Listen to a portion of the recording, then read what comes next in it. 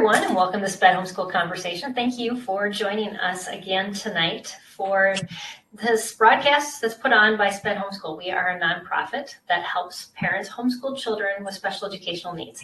And every week we have a different topic, but every month that those topics are based on a theme, and our theme this month is communication. And as we end that theme this month of October, we are going to be talking about sign language. And as you probably have noticed, if you're not listening to our podcast, which of course then you're not seeing our screen, but we have an interpreter doing sign language for our broadcast tonight, and we want to thank Emilia for doing that for us. And we also have two other guests. We have Cheryl-Annette Parker, and also we have Christina Mosleh, and I'm going to have them do some introductions of who they are and tell us a little bit about themselves. But tonight our topic is enhancing learning with sign language. And so thank you, all of you, for joining us tonight. And so who would like to start with the introductions? Oh, I guess I will. Thank you so much, Peggy. You're welcome, my name is Cheryl-Annette Parker, and I have loved sign language my whole life. I tried to learn as much of it as I could when I was a child, and then when I was in college, that was the foreign language that I took while I was studying to be an engineer. And then I got my degree in engineering, got another degree in engineering, worked for a few years, and then when my daughter was born, I decided to stay home and with her. And during that time, I started teaching her a little bit of sign language for early communication. Yes. And I got back into it, not just with the basic sign language that you use with children, but that's when I started really digging into the language much deeper, connecting with the deaf community. It's during the time that I ended up finding signing time and found an amazing community of people. I became an instructor through the Signing Time Academy, and I still teach some of those classes. That was very fun to do when my daughter was little. Yeah. I was fascinated by how much my little child could communicate with me before she had a voice. Right. And since then, I've continued doing the classes, but I have been digging in deeper and deeper into the language and getting to meet some amazing people. I now also do some freelance work with the Signing Time Foundation, and I love the mission of the Signing Time Foundation of the impact that they're making on children of all abilities. And so I'm able to combine my interest in technology, doing some software development for them, my interest in education, and my interest in sign language all together. So that's a little bit about me. Well, that's so interesting. Yeah, I know we were talking ahead of time, and you were talking about computer science, so I see how that all fits in now when I hear your story. So that's great. So what about you, Christina? Hi, thank you for having me tonight. I am first and foremost a homeschool mama. Prior to becoming a homeschool mom, I was working as a full-time sign language interpreter. I have been an interpreter for over 20 years. Awesome. I got into ASL for very much the same reasons I learned in college too. I wanted to know what deaf people were saying. I always felt that was a barrier. I knew I didn't know that there was a culture and a community. I only knew from what I thought was just signs in signed English order is what I was going to learn. So when I entered my first ASL class, I was just in shock. I had no idea there was a community or culture. And long story short, now I am married. My husband is actually my first ASL teacher's son. So it goes full circle. We are a signing family, and I teach ASL in my homeschool co-op, and I've been teaching my children since they're very little. That's awesome. Yes, I've heard a lot more co-ops are now offering that. And we had this discussion earlier before the broadcast started as how a lot of colleges are now accepting ASL as a foreign language, which wasn't the case years, I guess within the last 10 years. But that's an exciting change. I really glad about that, and glad that there's people like you, Christina, who are in the homeschooling community offering those classes as well. And it looks like your work bridges into Cheryl-Annette's work too, because you said you use some of her software for your classes. So you'll have to touch on that while we have our discussion. Sure. Definitely.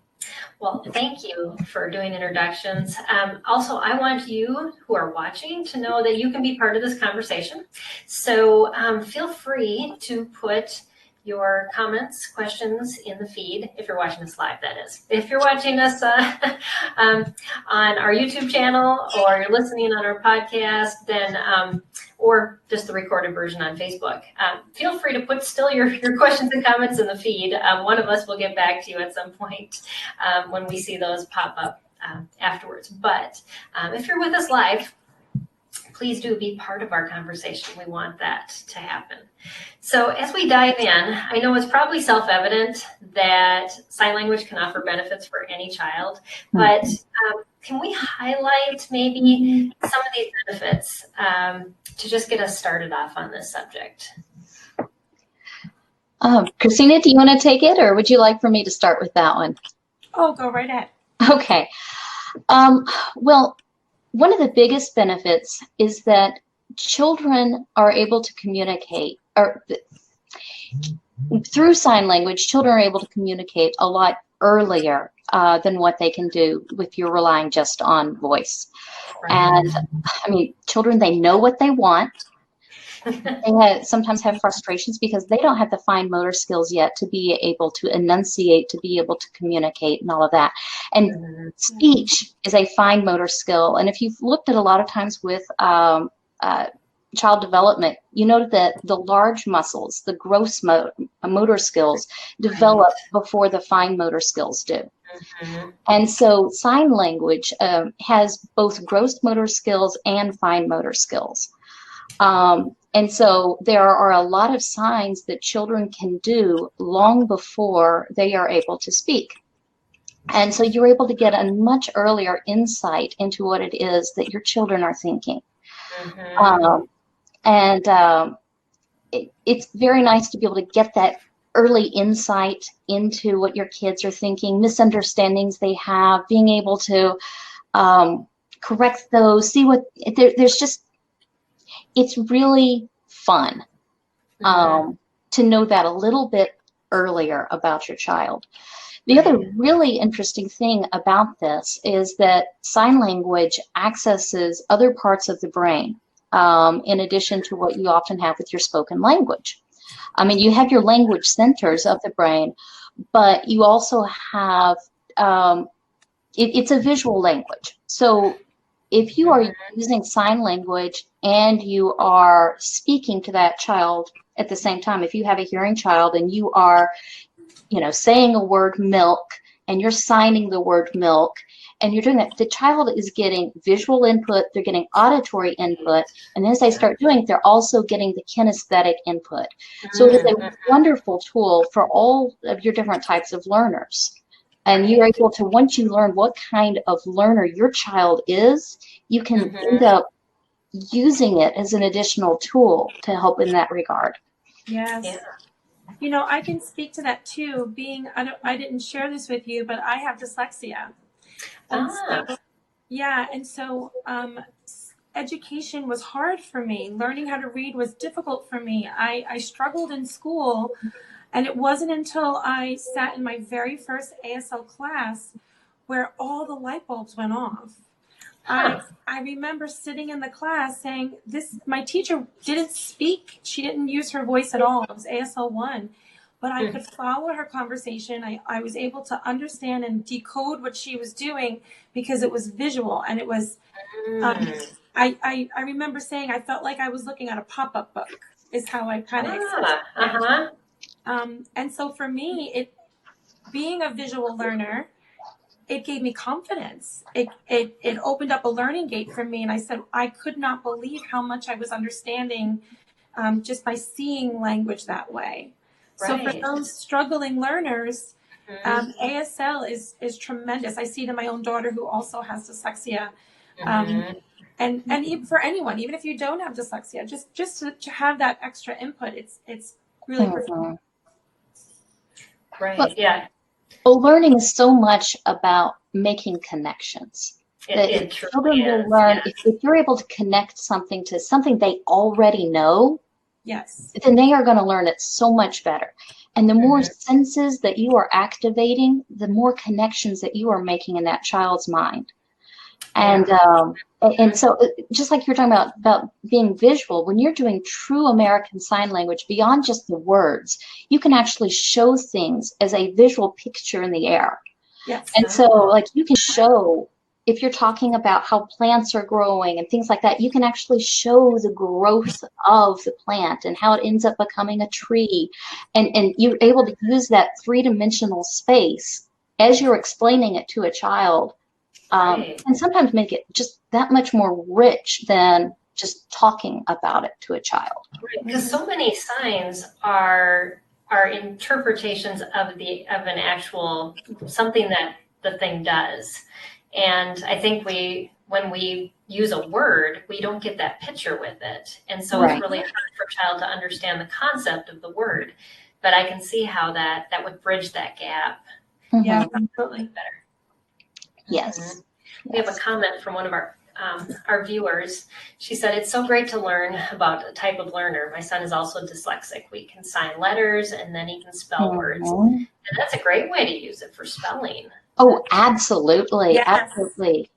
I encourage a lot of my parents to continue, because I work mostly with the young children, and I hope that they will continue using the sign language long past the early communication, because it's a foundation to a language that's used by millions, but it's also such a wonderful tool in education.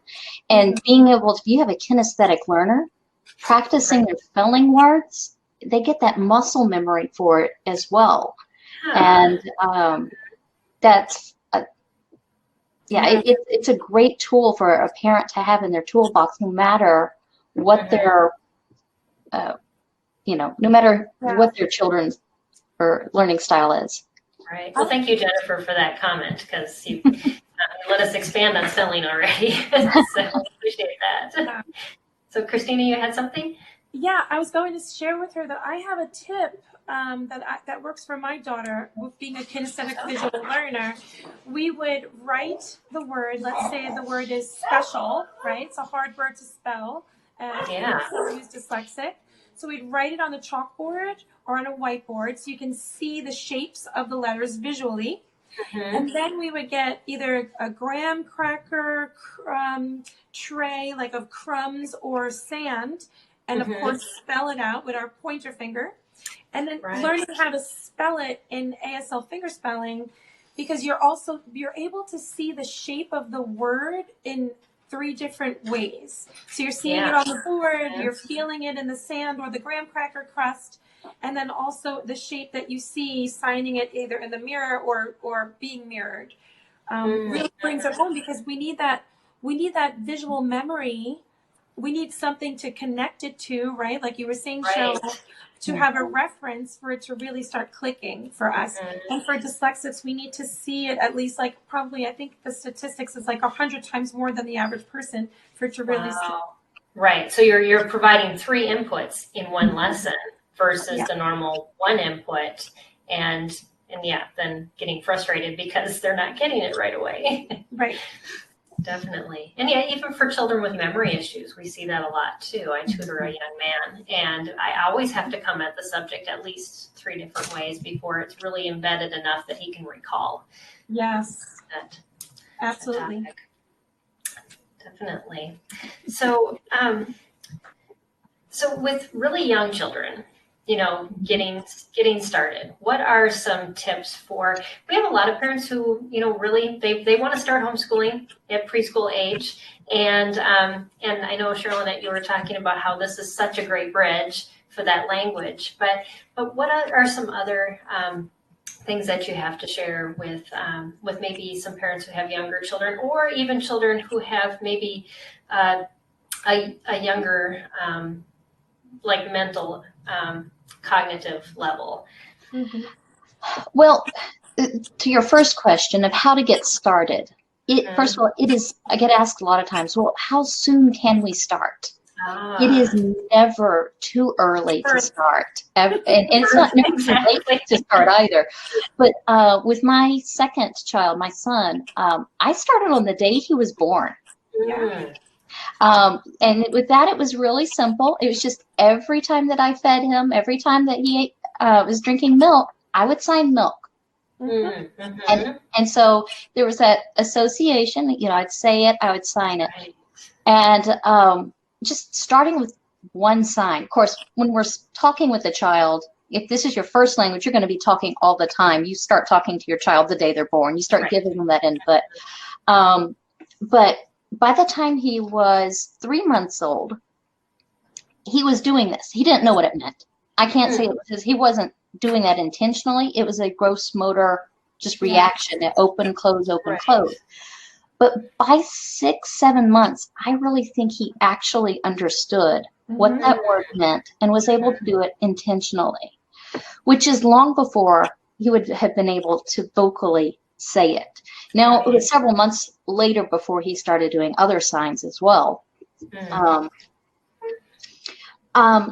But if you're doing that with a young child or with any child and you're using sign language, make it fun. Interact with the child, use eye contact.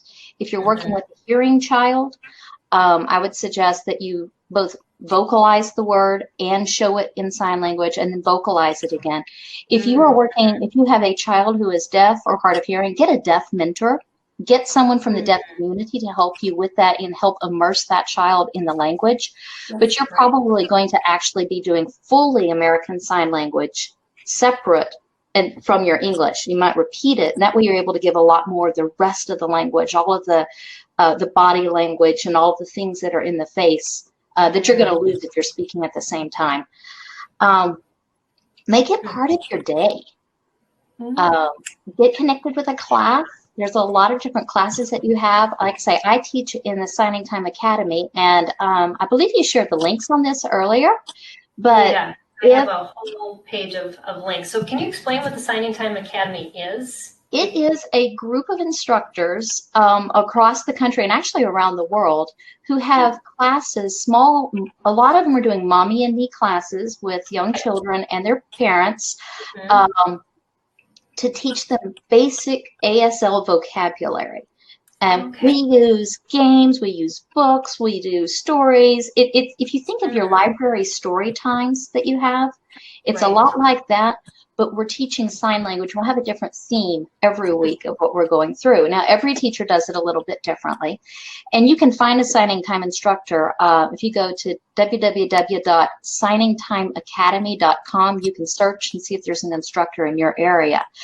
But there's other groups that do similar kinds of things. I would advise that if you're doing that, try to find teachers that are actually using American Sign Language vocabulary. There are some baby sign language classes that you can find where they'll use that would be very different. There are some that will use made-up signs. And I don't recommend that because you're then going to have to relearn a lot if you're actually trying to use this as a foundation as a second language. And it won't be as widely known. So go with the real language, and you also won't make the embarrassing mistakes of sometimes actually saying something there that might actually mean something in American Sign Language different than what you're intending it to be. Right. Yes. And who wants to relearn something? So that's to start out with. And some people would say they do it because they said that some of the signs, like I say, some of them are fine motor skills, and it's hard for a child to do some of the fine motor. And so like, well, we're just going to make up our own that's easier for kids. But we don't do that with spoken languages. No. Right. We just keep to say the word, and the child will make their own modification, and then we'll continue to correct it, and we'll continue to model it correctly for the child vocally, and eventually the child will end up being able to do the same thing. So like the sign for cat, you know, you'll see them do cat. The child may just do this. You know, may just kind of rub their face at first. You as a parent know what they're saying or what they're saying. You won't change your sign to that. You continue to show it correctly. Right. That makes a lot of sense when you explain it that way. But I can see how easy for someone who is not immersed in that that language to say, oh, I could give in to whatever they're using as the sign. But in the flip, I'm not going to do that with the English language. Exactly. So why would I do it with sign language? That's right. Right. So true. And it's just, it's a lot of fun to make it part of your daily life. You know, once you have enough, even if you don't have to have full conversations with your child, you know a tree, you know a flower, you know a cloud, if you've taken a class like that. And you go on a nature walk with your kid. And you talk to your kid, you know, oh, look up there. Do you see the sky? Let's go to hear the birds, talk to them about it. And you're giving your child a lot of different kinds of input that's helping them learn about the world around them. And they're getting that input through auditorily and visually. They're seeing you model it. And you're not doing the whole, okay, can you sign bird? Can you Right, exactly. Yeah. Well, language, I mean, you know, you go to another country, you learn language and immersion. They, you know, that's how you actually get it embedded faster and better. And so it just makes sense. Why would you not take American Sign Language out into the world and apply it, even if you're not speaking fluently, every, sign for every word you're using, but putting it in the context of what you're talking about for the signs that the child is learning and that as a parent, you're learning probably a lot, if we don't have the background that you guys have, we can do a little bit. Because I know when we were memorizing Bible verses, it really helped my kids. We bought a book that gave us specific signs just for, key things in the Bible verse, and it helped me memorize them better as well. So you had those things to hinge your memory with the signs, and so we learned a little together. Yes. Yeah. Cheryl, you're bringing back memories for me. I'm remembering walking my son in his stroller and saying, "Oh, do you see the leaves? Do you see that?" And language acquisition has to come naturally. We're not going to sit and do tests every week. Do you know the sign for a tree? It has to happen in a natural environment. Well, and your child is going to understand a lot receptively long before they show it to you. Yes. And that's the same with the spoken language. The children will understand what you're telling them before they will speak. Give it back. And so if you're teaching the signs to a child, you'll begin to see it in their eyes that they understand, oh, you're signing milk. And you'll see their eyes light up. You'll see that kind of thing. And eventually you'll see them repeating it. But most kids don't like to perform. That they're not going to do it on command. You're like, oh my goodness, my kid knows 15 signs. Let me show grandma. Right. Mom, and the kid is not going to do it. I think that's that stress component we talked about when we had our autism talk a couple weeks ago. You're putting them on the spot, and they don't have a need for it. You're like, why are you making me sign food? There's no food around here. Yes. Right. Yeah. Yeah. And to let them be able to just integrate it on their own when they feel comfortable with it, because which one of us wants to be, put on the spot for anything? And it's not a good way to start or end teaching anything. Right. So keep it fun, keep it interactive. I love the going on walks, just when you're out anywhere, and just part of your daily life. During bath time, that can be fun. You talk about the bath and the water, where's the soap, making bubbles, and just kids love splashing. It's fun. Bath time is, once they're in the tub, it's usually fun getting them there. Always. Once they're there, water. Or during story would give time. a parent, in scenario, I'm thinking, you've got certain vocabulary words that are applicable to that situation. So if I wanted to work on certain words, we would just and add new ones.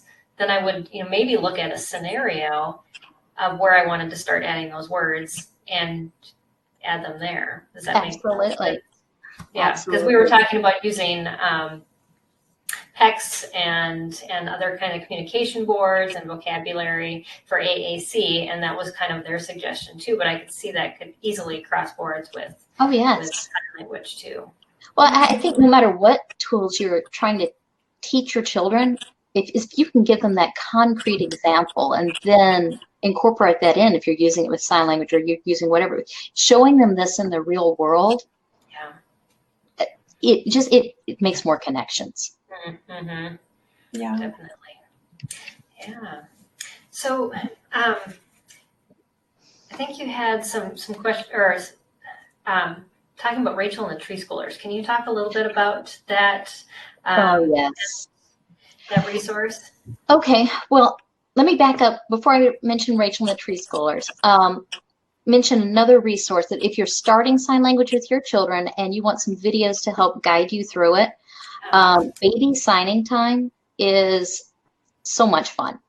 And it's basically it's full of music. It ends up teaching you the signs, and then it puts it to songs, and then you see a lot of other children signing it too. All the children in baby signing time are under age 3.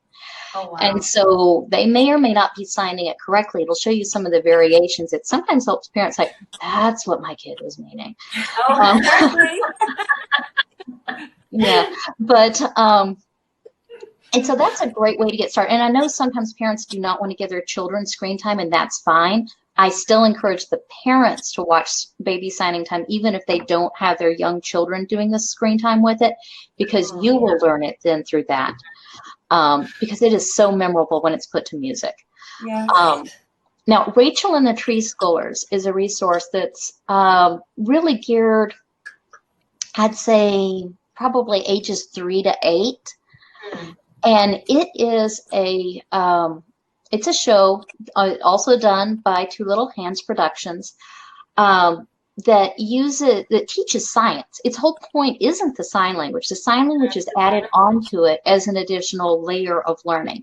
And so each episode ends up taking a different topic of science, say learning about your body and being healthy. And so it'll go through different ways that you can learn about your body, but it teaches you, as Rachel's talking about that, and as the little cartoon characters are learning about it as well, Rachel happens to show a lot of sign language for a lot of, now she doesn't stop the show and teach most of the words, you just see it in passing, and then if you watch the special features at the end, you can go in and actually look at what all the different signs were.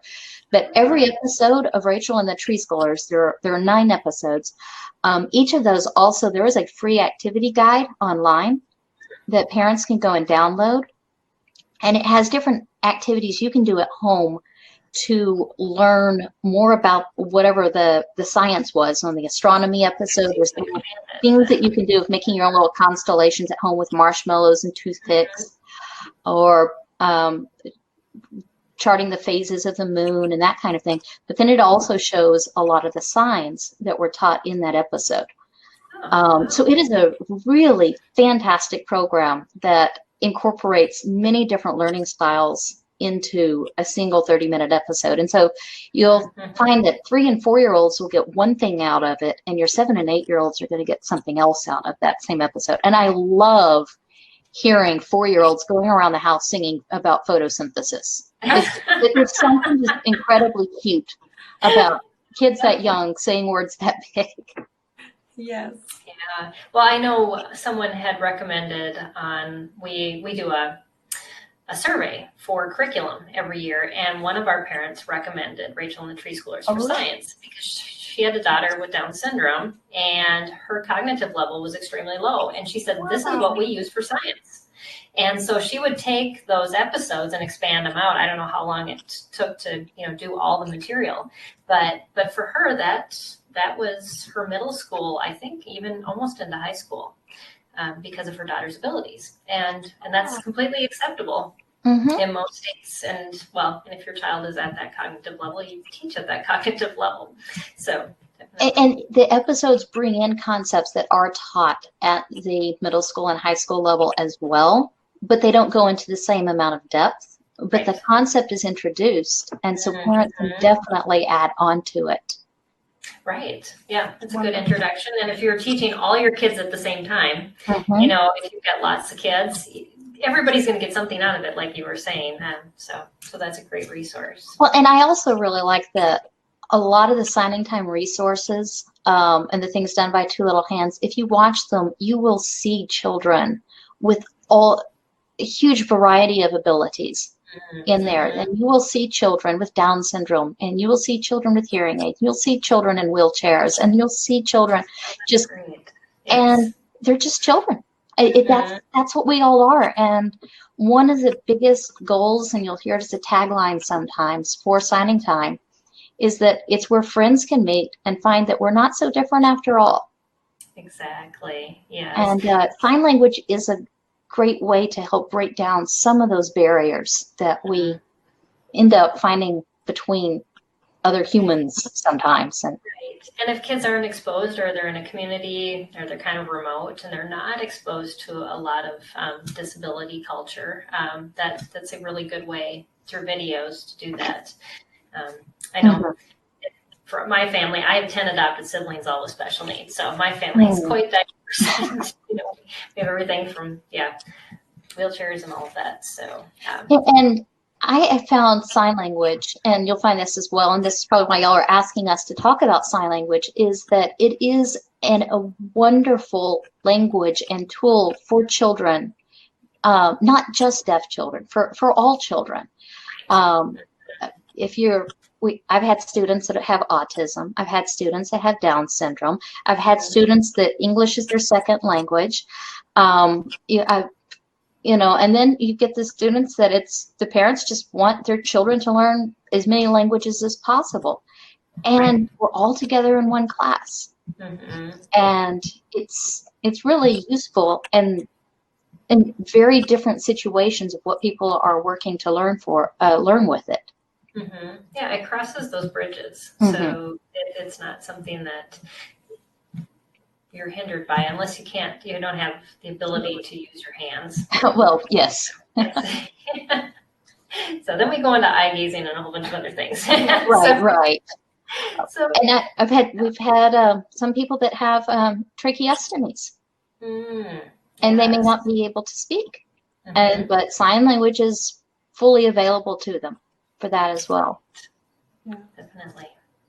So, Christina, I want to also bridge into older kids and using sign language for instruction, and also as teaching as a second language for high school, for maybe students that I know with my son, we totally nixed Spanish because he couldn't even say his R's in English, let alone roll R's in Spanish. And so there are those kids that have speech issues, even may be able to talk in general, or stuttering, and sign language can be that second language too. So I guess, whichever you want to start with, just ways that enhancing learning for older kids, or talking about sign language as a second language, or mixing it all together. Certainly, sure. When I was starting to teach my children sign language, there wasn't a lot of resources out there for them. We did use signing times. We love it. So, the songs ring in my head, and I have great memories of putting my son down for a nap to some of those sweet lullaby type songs. But there weren't a lot of resources for us. So I kind of just created my own over the years, and just trying to remember what I learned from the classes that I took. And it wasn't until I started teaching in the homeschool co-op where I needed curriculum. I needed something more than just what comes out of my brain. I needed a spine to bounce off of, and I needed structure, and I needed language to teach them with, like trying to explain what role shifting is, and giving them different examples other than just myself. Listing and all the different aspects of ASL. So it wasn't until last year I found Sign at ASL, and it has drastically changed how I teach. And my kids are thriving. They're laughing. They're loving it. I have children in my classroom. I teach they're about fifth graders to high school seniors. I have 3 different classes. One is a level 1, and I have 2, one's a returning student class, and I have a high school level 2 class that I teach. So I have a total of about like 31 students. And I was able to utilize Signed ASL as a license to give codes out to the children so that they can have their own online account and take the course at their pace, but also with me as their lead learner, kind of guiding them through it. And we break it down into little segments. What I love most about it is that I know sign language, right? I'm a certified interpreter. We have deafness in the family. We are culturally deaf, but you don't have to be to utilize this program. You can just be anyone signing up, not knowing sign language at all. Wow. You enroll in the online program and you go at your pace. And what's really, really interesting, at first I was a little concerned, like, oh, is this going to be good for my older kids? You know, I have teenagers, 15, 17, maybe they don't want to see some cute, fun comedy, type it, but I was so wrong. We all love it. We all love it. So with Signed ASL, it's stories, it's culture. You're being taught not only vocabulary, but sentence structure. And you're taught in such a variety of ways where it's through natural language communication, like you're watching people talk. You have voiceover, or you can shut the voiceover off. You can test your children like that. It gives you quizzes. I mean, I love it so much that I'll probably beg Signed ASL to keep on adding, because I don't know what I'm going to do when we finish Unit 3. It's coming. It's coming. It's coming. And I have to say, I have children in my classrooms too. Some of them have special needs as well. Some of them are not as noticeable as others. But they're all thriving, and they all come back and say to me, oh, I remember when that pirate signed that sign, or I remember when the funny chef guy did it, and I remember when that little girl signed it. And because you're seeing it on different people, it's not just from Mrs. Mosleh, it's not just from the one guest that I can bring in to sign with you. We're bringing the community to the kids through the internet. And not only that, what I love also about the program and why it's so beneficial for the older kids and the younger, the 5th grade through high school, is that they talk about real life situations. There's an interview at the end of every unit, and you're interviewing people in the community. And these are people that I actually know. So it's really nice.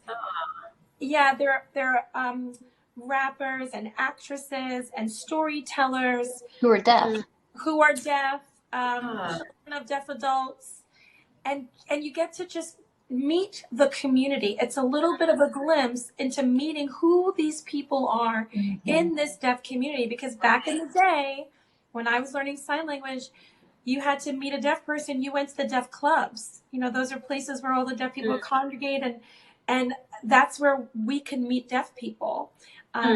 We still love that, and they're very valued, and it's part of our culture. But for children who are being homeschooled, it's not necessarily so accessible to them. So you get a little peek into the people that utilize this language and who they are and why they love it, and about their lives, and it really brings it home to them. They get to know these people. Right.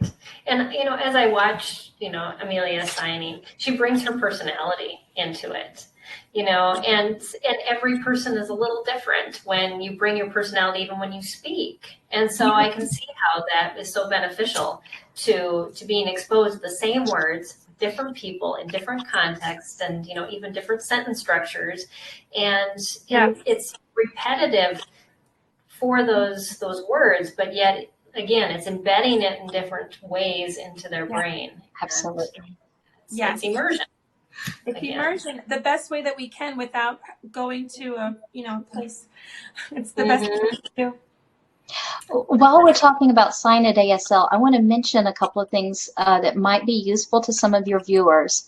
I mentioned early on that I work with the Signing Time Foundation with some of their software. Part of Sign It ASL is the program that I get to work with the most, and that's where I get to provide the most customer support. So I love hearing your great feedback about this, Christina. So thank you. I love it so much.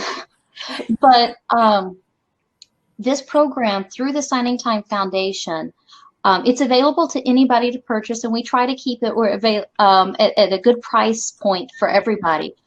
But we want it to be available to those who need it most. And so there's some interesting statistics out there that most deaf children are born to hearing parents. And this the statistics vary a little on that, but I've seen it basically between 80 and 90% of those parents never learn sign language. Wow. And those are parents of deaf and hard of hearing children. And there's a lot of reasons, but some of those reasons include things like parents weren't expecting to learn a second language, and they've got a child at home. They cannot find classes nearby, or they can't find classes that fit with their work schedule, or they live too far away in the country, or there's monetary situation. There's so many slew of reasons that it's hard. So the Signing Time Foundation has made Sign It ASL available free, completely free, to parents of deaf and hard of hearing infants and toddlers. So if they're under age 3, and that's any level of hard of hearing, or as it's often called, hearing loss, any level in one or both ears. Just go to www.mydeafchild.org and fill out the quick application there. And within a couple of days, you'll have an access code to be able to get that program completely for free. The other part that might be of interest to other families is we are in the process of funding an expansion to our free access program. We launched a funding campaign recently, and when we reach our funding goal, this will be made available free to parents of children with any type of special need under age 3. Wonderful. So anything, if it qualifies under IDEA Part C, then the parents they would qualify to be able to get this program for free. So if you want to follow the funding campaign for that, you can follow that campaign at donorbox.org/sign-it-for-all. And as soon as we meet that goal, we are excited. We are ready to be able to expand this program. Amazing. But in the meantime, the program is available out there, either individual license, or like Christina was talking about, you can get the educational site license if you have a large group that you're working with as well. So thank you. So now I love it even more. Like, it's just amazing.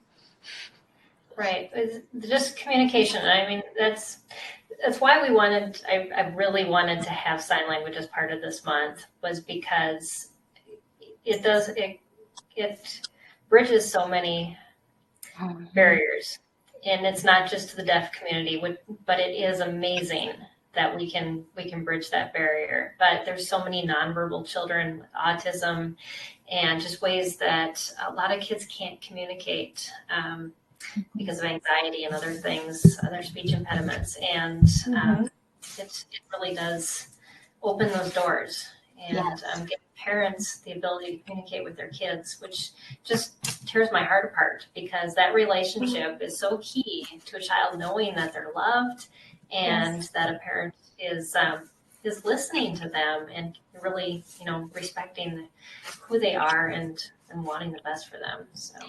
And there are a lot of people that I know that their children will start off using the sign language. They will then later become comfortable with speech, and they'll drop the sign language for a while. And I encourage parents, if that happens, keep the sign language going, even when your child is preferring to talk. That's fine. But there may come times that the child will want to either expand it as a second language, or they'll want to fall back on it. And it is keep that in your toolbox. Keep that. Because you never know when you're going to meet a deaf person, then you may develop a friendship that you never would have had otherwise. Or you're under medication and you can't talk. Yes. Or I was talking with some friends of mine that they said that, their child's dealing with some anxiety. And whenever those episodes come up, the child doesn't want to speak anymore. Right. But they go back to using their sign language and still have an open communication with the parent. Mm-hmm. So that's a very good point to make. I think we think we're going to get our child to a certain place and then we can just set this aside. But if your child does have struggles, this is a life skill that really can help. And also a second language if it's never, needed. But yet my daughter, she came after my boys, and so she only knows a couple signs, but thank you is one of them. And every time she says thank you, she signs it, and she doesn't even think about it. And somebody's like, "Oh, do you know sign language?" And she's like, "Oh no, two other things. That's all I got." But well, and you can just continue using it. There's a window between you and your kids playing outside. Well, you can sign to your child through the window and continue using it then. Or you're at gymnastics class and they're across the room and they need to tell you something. They can without yelling. Or you're in a quiet place at church, you can sign to your child. Or you're at a loud concert and can't hear, you can use your sign language. So those opportunities are there for you to stay in practice with it. Mm-hmm. So true. Yeah, there's so many applications, and a lot of those are we don't think about them, but when we need them, that would be amazing to have that.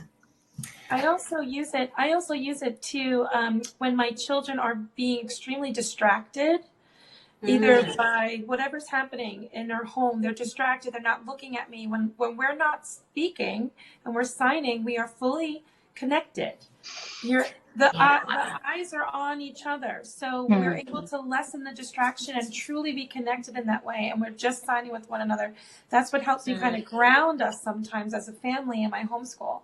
When they're talking, who's in one room and talking in another room, we're together, we're locked together, we're grounded. Yep. Yeah, because you have to have that dedicated eye contact and, looking at their hands, and it's kind of hard to have a loud conversation and sign. I guess it's possible, maybe. I don't know. Yes. So I was going to say there's something in your notes about incorporating music and theatrical interpretation. Did you want to touch on that, Christina? Oh, sure. So in my classes, as the children have a pretty good foundation in understanding ASL structure and they're understanding the different sentence types, I introduce worship songs in our co-op. And the kids love it just because they love to worship, and I love worshiping with them. But we utilize it as a teaching tool. So, for instance, there's like the song "How Great Is Our God" by Chris Tomlin. Yeah. So that song, we're learning about use of space. We know that God is above over here, and when He comes down, I teach them this is a classifier. I'm able to explain the language to them with music. And then they get so emotive with it. So my shy students who really don't want to use facial expression, all of a sudden are using facial expression because they like music. Oh, yeah. So certain songs certain songs are easier to interpret for that age group than others. If the song is very abstract, it's going to be interpreted differently. So we lean towards more of like the simple structure. But they love it and they thrive and they feel accomplished. And then it carries on with them. So whenever they hear it in the car, I hear from the parents all the time, "Oh, my son was signing, how great is our God because he learned in your class." Or my son was at an event and they were around the fire and playing guitar, and a whole bunch of the children that were in my class were signing together to it. So, so it's really beautiful. It's a great way to get, and also just to bring in another part of learning, like we were saying before, just to give it a more artistic form. Right. Yeah, and I could see how others that maybe weren't even in your class that were around them would start copying and, pick that up, and it was a group activity. Yeah. I would like to state for your families that are wanting to use this as a second language in their homeschools, Yes. to be aware that there is a difference between learning sign language vocabulary, like what you might teach to young children, and then trying to do this for credit at a high school level. Yes. Right. Full American Sign Language is not just English signs in English order. It's a completely different language. It has its own grammar. It has its own syntax. It has its own idioms. It has its own things within it. You're using other parts of the body beyond your hands. You're using your face, your eyebrows. You're using classifiers to be able to move within space. Make sure that you are using quality materials in your class, and make sure you get a teacher who is knowledgeable of full American Sign Language. Right. You can get a person who's deaf, and that's their first language. If you can get an interpreter, if you can get someone who has truly been trained in the language and is not just, oh, I know a lot of signs, or I learned it from a lot of videos. When you're looking at trying to do that for credit at the high school level, make sure that you are getting something that's truly getting into the full nuances of the language. Right, because when you learn any other foreign language, you're learning grammar, you're learning reading, you're learning, the syntax. It's not just vocabulary. And and so that's a very good point to make. Christina, were you going to add something to that too? I fully agree with that. And when I'm teaching my high school students, what's really interesting now with us, what we're finding out is they're comparing, they're taking what they know in English and what they know in ASL, and they're seeing the equivalence there, but they're also seeing the different structures. Like, how do you represent pluralization in ASL versus English? And so they're reinforcing what they already know in English, and now doing it in ASL, and now oftentimes they say, "Oh, it's more fun doing it in ASL though." Well, you keep on studying. Right. That's what my daughter says sometimes about French too, but I don't believe her. So as we're wrapping up, I just want to thank Emilia. You have been signing hard and interpreting well for us. That's quite a workout.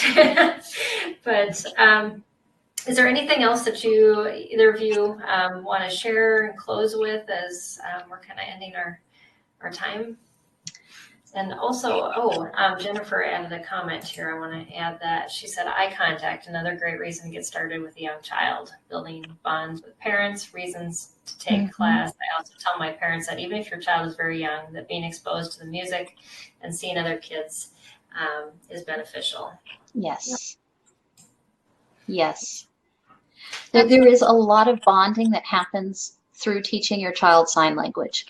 And I don't know that all of that is because of sign language, but I think a lot of it is because of that eye contact and that intentional talking about things. And we can talk and look somewhere else when we're talking to our kids. And I can see how that would affect that relationship. And that's, there have been a lot of studies that will show that there's a, increase in IQ, or there's an increase in whatever. I don't think the sign language itself is what's going to cause that kind of thing, but I think that parental interaction, the parents that are signing with their children and are taking those extra moments for that kind of connection, there are so many benefits from that, that this is a tool that's helping to lead to that as well. Yeah. Definitely. Christina, do you want to add anything else to that? I wanted to add too that, sign language and deaf people have such a rich history as well that needs to be taught in your class. You can't just teach sign language without teaching the culture, without teaching about the people. So true. Yeah, their experiences, the cultural differences. So there's so much more that you can teach and you can expand on.